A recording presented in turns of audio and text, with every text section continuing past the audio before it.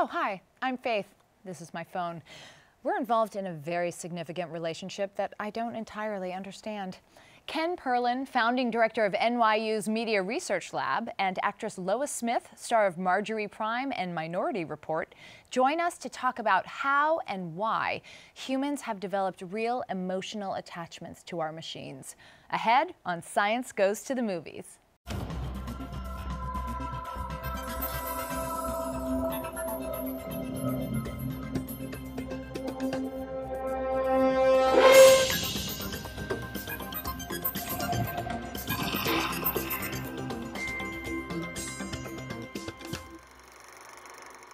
Welcome to Science Goes to the Movies, a look at the stories of science and how they change our culture.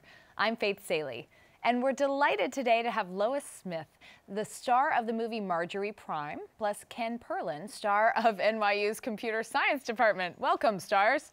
Thank you. Thank you. We're going to start with the movie Marjorie Prime. In Marjorie Prime, starring Jon Hamm and Lois Smith, the elderly Marjorie is given a handsome new companion who looks like her deceased husband and is programmed to feed the story of her life back to her. And the new digital Walter is kind of wonderful, but he's not real. Do you have emotions, or do you just remember ours? You're a fine woman, Marjorie. Yeah. It's a shame you can't drink. It'd loosen you up. I'm not getting better, am I? Walter. No, not you. I don't want you. I want Walter.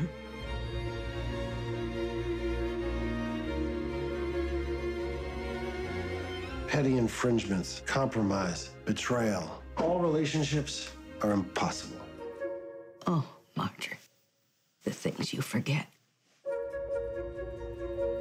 Stay with me a while. I'll be right here, Marjorie. I have all the time in the world. So, Lois, in the beginning of the movie, Marjorie is not happy with this artificial projection of her late husband. But as the film moves forward, her daughter actually gets jealous of Marjorie's relationship as it develops with this program. And so as an actress, how did you and Marjorie sort of transition from the distaste to the affection for this program? It's interesting. I don't feel that that it makes that move. I've always felt that Marjorie had many views of Walter Prime because she is forgetful, but she knows what it is. She was partly responsible. She chose what age she wanted this. Wanted him to be. And then as the relationship moves, there are times when it's you're right that it progresses, increasingly meaningful, increasingly important to the life she's living. But I've never felt that it moved from distaste to something else, that it was a series of, because she's not lost in her mind. So you don't think there's a point at which Marjorie willfully forgets that it's a program and just sort of... Yeah, I think the willfulness and the more and less willfulness happens back and forth all the time. Yes, sometimes she may choose to, and then it becomes a conversation which is not unnatural. Ken, right now in real life, do you have computer programs that you love? Oh, well, we love our computer programs the way we love our cars, or the way we love, our favorite plushy toy. We know the difference, or a favorite movie. I don't think there's a vast divide between the things we love that are not people and the things we love that are people. And I think that relates to what you said about Marjorie Prime. Marjorie Prime, because I agree. I think she knows very, very well that this is an extremely fancy picture frame. And I don't think she's confused about that. And in fact, the idea of bringing him back at this point in his life, which is clearly cutting out a whole bunch of decades of complicated emotional development in their relationship, I think that's a fascinating choice, because that tells you she is a surprising person. She doesn't do the obvious thing and says, oh, I'll just bring back this person. Instead, she says, I'm going to play with this. Yeah. In almost all movies and TV shows about artificial intelligence, the computer is rogue and evil. But on the Netflix sci-fi series Travelers, we get to see a softer side of AI and a harder side of Eric McCormack. Scarlett Johansson's Her wants to help people until she gets bored with humans, and Walter from Marjorie Prime brings comfort to his own widow. And I, Faith Saley, in real life, for better or for worse, am having a personal relationship with my phone. You know, we keep talking about fiction and the future, but it's kind of already here, and we kind of really like it. So scientists and artists, you know, from your different points of view, are we already emotionally bound to our machines, do you think? What you're saying that as though that's something new. I mean, the Victorians would have said that they were bound to their machines. Which were? What were their machines? You know, their clocks, their steam engines, all of these magical things that were very new at the time. You know, there was a huge movement it started actually in the 1700s and right through the 1800s of mechanical dolls, you know, you'd wind them up and they would write letters. And people knew they weren't real, but they were very emotionally attached to them. I'm not sure that things are that different. They knew they weren't real. You know your phone isn't a person, and you just become emotionally attached to it, as we do. However, I would argue that the things that our phone, I mean, they're called smartphones, right? The things that our phones can do now, the fact that it I mean, my children are too small to have a phone, but it connects me at any time with their caregiver, so I can know how they're doing immediately, or she sends me pictures, or that I have videos of them stored and you know, priceless pictures. I would feel devastated if I lost the contents of my phone, more than I would guess, you know, a Victorian person might feel about a clock. Well, I think it's interesting is that everything that you've just described is using the latest technology in a way that the emotional impact on you is the way it connects you to another human being. Yes. So maybe a better analogy with the Victorians was the extremely new technology of photography. People would be devastated if they lost their photographs, particularly because they were very expensive back then. And what do you think, Lois? I was thinking when you were speaking that partly what you're talking about is time. And time is perceived and used really differently, even in my little lifetime. Certainly with our telephones, the things you were describing about the constant keeping in touch and I remember many years ago when the Berlin Wall, there were so many things, and I remember saying, this happened in computer time. That's the first time I remember making that connection. But what does that mean, computer time? So much faster than we could ever have imagined events would transpire. Like daily on the street, I'm in touch with somebody that we're meeting at a certain point in a certain place, and instant. Yeah.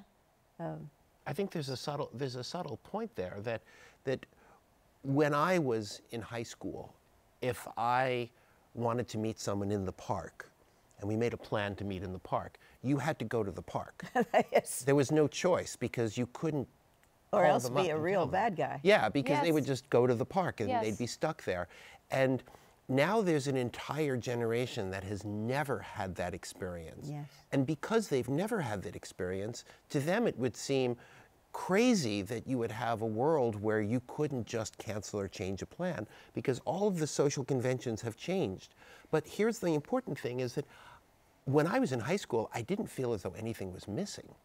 It wasn't like, oh my gosh, if only I could reach this person. That was just some conjectural sci-fi future. So I think that with every generation's technology, they think they're in the modern world and they're not thinking, oh, I can't believe I'm living in this primitive culture. They just take for granted the technology they know and they just call that reality. The great pioneering computer scientist Alan Kay says that technology is whatever was invented after you were born. Marjorie's Walter was a digital reproduction of a person. And just to give you an idea of how easy it is to reproduce humans in the digital world, we took our producer, Lisa Beth Kovets, and eternal good sport physics professor Vinod Menon for a down and dirty, very fast 3D scan threw them into a game engine, and now we've got them dancing Gangnam Style whenever we want on a screen or in VR. Oh, they got moves. Look at that. Totally in sync. Amazing. But Ken, in your lab at NYU, you have a future reality manifesto, right? Okay. Which sort of talks about moving these technologies out of the digital world and into shared physical spaces. Yeah. So is that going to change the way we see theater and make movies, perhaps? Yes. In what ways? Well, I think, for example, right now, when you go to a movie, you see a big rectangle, and you see people with faces 20 or 30 feet high, and they're flat. And no matter what you do, they're going to give the same performance in that movie. So we know that's a movie. We understand that. When you go to the theater, you don't get all these special effects, but you have this amazing quality of interaction between the actor on the stage and the audience, and this is what creates the excitement of theater. Only that moment. Yeah. Exactly. It's the only time that moment ever happens, the only place. And I think what's going to start to happen is people are going to start to use emerging technologies to play around with trying to combine elements of liveness and responsiveness of theater and the physical immersion of theater with the sense that anything is possible that you get with movies. Really? How? I think so. How? Tell us both. Well, I think what's going to happen is that people will start, first of all, we're doing a project in our lab where everybody gets a kind of a VR headset. And you put on the VR headset, and it's as though you're sitting in a physical theater with people, but everybody, you could think of it, has been transported to the Star Trek holodeck. And because virtual reality is very good at this, somebody walks out on stage, you hear their footsteps, you hear their voice, you see them look at people, and it feels as though they're really there, even though it's actually more of a movie-like experience. But we're all seeing the same thing in the audience? Well, we're seeing things from our own perspective, which is more like theater. You would see things from your perspective. But then you could start doing things that are a little bit like no one's ever done before, like the actor turns, and this is a performance that's already been recorded, but it's being played back just like you see Lisa there in a way that could be modified while you're watching it. So the actress turns to look over there, and maybe everybody over there sees the actress look personally at them. It's something, but nobody over there does. That's something that's not like theater, and it's not like film. It's another thing. And then, of course, the question is, what would you do with that? Well, that's not about technology. That's about, when film was new in the 1890s, people kept thinking, oh, we'll just do theater. But of course, that was wrong. You have to develop a new kind of artistry.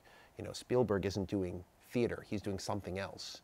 So I think that as we develop new technologies that are more immersive for people being able to be told a story together, there'll be new kinds of artists who will understand how to use these emerging media. But it's all too new to really understand what that would feel like. It would be like trying to predict what will movies feel like in 1895. It's too soon now. Tell us all about your project, Holojam in Wonderland.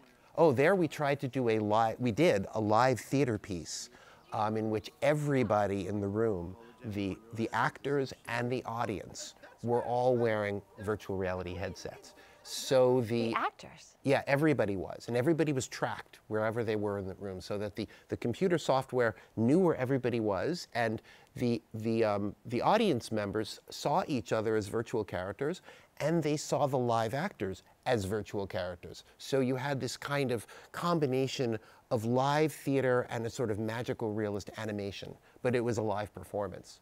And the actors knew what they were. Yes. They were scripted, as it were. That's right. They were telling a story that had been scripted, but of course they could do little bits of improvisation because it was a live performance. What do you think of that, Lois? I was thinking about Jordan Harrison, who wrote the play Marjorie Prime, which was then Michael Almereyda adapted the play and directed the movie. But Jordan, I remember saying in an interview that we did together a few years ago, since I've been with this play a long time, that he was bringing together technology and humanity. Mm. Well, I think that's what he did in this play, and I think it's, in a certain way, maybe the jumping off point from what you were talking about, and it's an endless subject, isn't it, which we can only look forward. But, the primes in Marjorie Prime were made by people. We start there. What comes next in terms of the interaction? That's what we're talking about. And Yeah. I love the idea that recently there are more friendly, less appalling views of what our computer friends are going to do with and to us. Yeah, for many years, AIs have been the good go-to, you know, as the ultimate bad guys in our movie nightmares. Yes. And here at Science Goes to the Movies, we looked at a list of evil fictional computers, and it's long, from False Maria in Metropolis to HAL to Ultron to Samaritan. And it occurred to us that in all these stories about dangerous AIs, the nightmare computers have two things in common. The computer programs have a personality, and they have power to move beyond the computer box. So as a scientist, as an artist, as humans, what do you think about these stories? Should we be worried about computers who can, one, step out of their computer box, and two, have personalities? Well, I completely agree with what you said. I think that there's a distinction to be made between the tools we create, the piano, the piece of music, the flush toilet, and this dystopian fantasy that, oh my gosh, our machines are going to replace us. And I think that this dystopian fantasy has nothing to do with computers. And the reason I think it has nothing to do with computers is we saw exactly the same idea in the Golem in the Middle Ages, Mary Shelley's Frankenstein. These were not computers. They were just, oh, we create something and we have, you know, you get religious about it. We've defied the will of God and now we must be punished because humans aren't supposed to do that. There's something very metaphysical about we create something and it replaces us. But in reality, I think in reality, these are tools. And I think one of the things that I love about the work, Marjorie Prime, is it never makes the mistake of saying, oh, that AI is the person. It makes it very clear that that's a very, very, very fancy interface for you to evoke memories. And nobody in the movie is thinking, oh, Walter's come back. And I think it's a very important that it doesn't go to the place where Her went, where you go to the Frankenstein myth of, or the Skynet from Terminator. Our machines replace us and now they have will and now they're looking at us and saying, no, it's our world, not yours. There's a very prevalent dystopian fantasy, but I think it doesn't really match the reality of our relationship with our creations. And you know, we watched Lisa Beth and dancing, but I don't think we were confused about No. Right, Yeah. that's right. what happened, you know. Ken, I've talked to you before, and you seem to be always, let me put it this way, you seem never afraid of AI in the way that so many of us are. And it occurs to me when I hear you talk so sanguinely about a very cool future alongside AI, with AI, that there really is a huge effect of the stories we tell in our culture, in pop culture, about how we embrace this kind of evolution of artificial intelligence. Is Marjorie Prime one of the only stories you can think of where there's not something sort of insidious and pernicious in a meaningful AI character? I think yes, it's one of the few, and the reason I think that it's a brave move is that it's very easy to engage an audience by telling a Frankenstein story. I mean, everybody gets, you know, there's the monster shows up and the monster wants to eat us or replace us or attack us, and, you know, everybody goes to see that movie. But to tell a movie that is only about us, where we ultimately are responsible for our own fate, and you cannot, you know, invoke, you know, the killer piano or the killer car or the killer whatever, is harder to do. But I think it's a more mature inquiry about the human condition. Let's talk a little about Minority Report. Based on a story by Philip K. Dick, this Steven Spielberg film takes place in the year 2054, where police utilize a psychic technology called pre-crime to arrest and convict murderers before they commit their crime. Lois Smith plays Dr. Iris Heinemann, who created the tech used in pre-crime. Now, this is a 2002 film, so I'm just going to whisper, spoiler alert, as we discuss the plot of the movie. Lois's Dr. Heinemann was working for the greater good when she created pre-crime, but her science was stolen and used for evil, which is perhaps the very worst thing that can happen to a real or a movie scientist. Lois, you played Dr. Heinemann with a wonderful, intense energy, but you've been very clear in interviews that it's not madness, you know, she's not manic. Is Dr. Heinemann is she full of rage? How would you describe her? Oh, goodness. You've described very well what happened to her work and what the opportunity of this scene in the film with Tom Cruise, who has escaped and is trying to stay alive, basically, is the possibility that something could be redressed. I think that's what happens, basically, in that scene. Mm-hmm. So it's not so different from what we've been talking about, is it?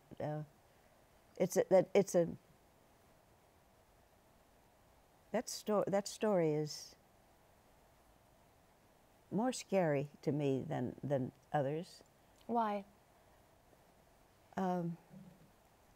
Just the very fact of the precogs. I don't know what to make of that. You know, and I don't know how to evaluate that as a story, as a potential future. Let's ask a scientist. Well, it's far more radical than Marjorie Prime. Oh, because the fundamental premise that Philip K. Dick is starting with is that somebody knows what's going to happen before it happens. This is a radical shift in our view of reality. But isn't that sort of an algorithm? No. That No. No. Okay, tell me why. It's magic. I mean, the Sandra Morton character, knowing what's going to happen before it happens, doesn't really correspond to anything that we currently call technology. As with a lot of Philip K. Dick, who's always, as I think you alluded to, trying to illuminate what people do when faced with things. His stories are always about people. He injects elements of fantasy. And it's okay that it's fantasy, that, oh, someone sees the future. But because ultimately he's then asking the question, well, then what do you do about that? What ethical choices do people make? Which is, I think, what he's really interested in his stories. And I think the film gets that across. Do you ever worry about some benign algorithm that you've created in your future reality lab getting, out and being used for something sinister? Well, somebody once said that technology is neither good nor bad nor value neutral. Anything we do, I mean, you think of the books that have been written. Books are a technology. You have books that have liberated people, and you've had books that have been filled with hate that inspire other hate. So the technology makes us ever more powerful. The first, you spoke about 2001, the first time that proto-human picked up that bone, and hit another proto-human. There's power there. Yeah. That's technology. And what we do with it, though, the responsibility is always ours and always will be ours. So I think of our president with Twitter. Right, yeah. Yeah. So I feel as though in real life, I'm a bit like the position you were in Minority Report. I feel as though I want to produce wonderful possibilities that can help people make a better world for themselves. But the moment you put anything out into the world, now you're putting it out into the world of people, and people are complicated, and you have to maintain responsibility. If I create something, I am responsible for continuing to talk publicly about it, both for better or for worse. I can't just say, oh, not my problem. Now I'm thinking, you've mentioned Mary Shelley, I'm thinking of that too. It's like being a parent too. Like, I made this, I'm responsible for it, at least until responsible and yet also there are limits on what you Right, can do. right. This is, we put things into the world and we have to do our best, and we are absolutely responsible for doing our best, but there's only so much we can do because the world is a complicated place and our children will be influenced by people who are not us. Minority Report gets so much attention for the amazingly predictive accuracy of Steven Spielberg's vision for the future that the concept of the Minority Report is often lost. But in many ways, Lois's scene in the movie really defines the difference between humans and machines. Lois, as Iris, tells Tom Cruise to go find the Minority Report, and by that she means find where human behavior did not follow the expected results envisioned by the majority's predictions. So is that possibility that people will act unpredictably always going to be the thing that separates humans from machines, do you think? I think many things separate humans from machines. I think, of course, I mean, I really do think that the vision of a Walter Prime or a Marjorie Prime is a vision of a very, very, very fancy wind-up toy. It's a vision of Google Translate. You know, Google Translate has no idea what you're saying. It's just an algorithm that's scraping the speech and text of hundreds of millions of people and running it through a big soup and saying, oh, I see the patterns, but it's not thinking about this stuff. So I think that even saying the thing that separates us from the machines is already creating too much of a similarity.